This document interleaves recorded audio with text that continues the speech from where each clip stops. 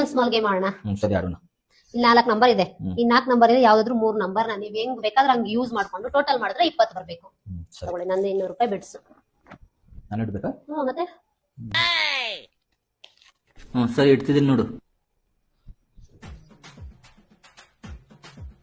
6 7 13 14 15 6 8 14 14 6 8 14 14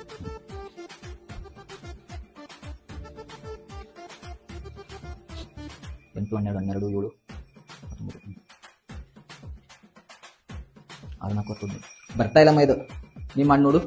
ಮಾಡ್ಲಾ? ಮಾಡು. ಸರಿ, ಎಷ್ಟಾಯ್ತು? 9 4 10 9 4 13 13 ಪ್ಲಸ್ 7 20.